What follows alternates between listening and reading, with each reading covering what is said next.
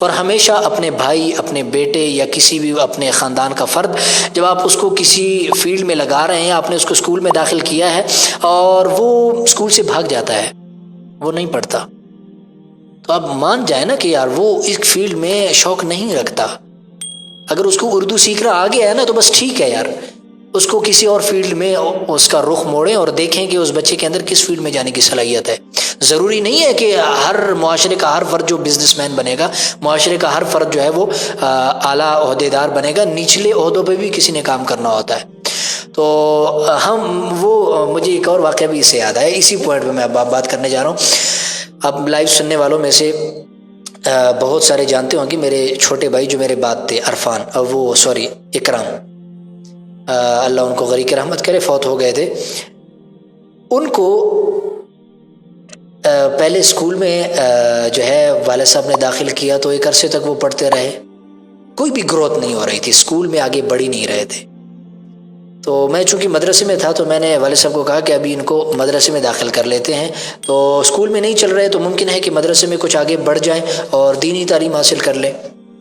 والد صاحب نے مان گئے تو پھر اکرام کو ہم نے مدرسے میں داخل کروایا، یہاں پہ میاں والی میں پڑھے اور پھر جو ہے مندہ خیال میں بھی پڑھے.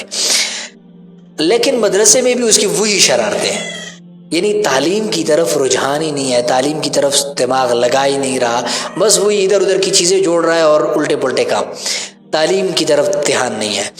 تو پھر والد صاحب نے ان سے پوچھا کہ آپ کرنا کیا چاہتے ہیں؟ نہ تو آپ اسکول پڑھتے ہیں، نہ تو آپ مدرسہ پڑھتے ہیں، تو آپ کا شوق کس فیلڈ میں ہے کہ جس میں آپ کام ہو؟ اس نے کہا کہ بھئی میں تو موٹر سائیکل کا کام سیکھنا چاہتا ہوں کہ میں موٹر سائیکل کا مستری بن جاؤں. تو والد صاحب نے ان کو وہ کمر مشانی میں، آپ جو جاننے والے ہیں وہ جانتے ہوں گے، حمید اللہ مستری کے پاس نا، وہاں پہ والد صاحب نے ان کو ان کے ساتھ رکھوا دیا کہ ان کے ساتھ آپ لگ کے نا سیکھیں. تو یقین مانیں 2 سال کے اندر 2 سال سے بھی کم عرصہ گزرا تھا.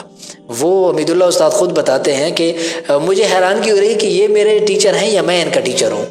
اتنا وہ یعنی ہمارے وہ چھوٹے بھائی گروتھ کر گئے ایک فیلڈ میں جس میں ان کو شوق تھا. حالانکہ کئی سالوں سے ہم کوشش کرتے رہے کہ مدرسہ پڑھ لے، اسکول پڑھ لے، نہیں پڑھ سکے، لیکن 2 سالوں میں وہ موٹر سائیکل کے وہ چیمپئن بنے کہ مستری بنے، دیکھ کے بتاتے تھے کہ آپ کی موٹر سائیکل میں یہ فالٹ ہے، یہ فالٹ ہے. بہرحال زندگی کم تھی، اللہ رب العزت نے ان کو اٹھا لیا.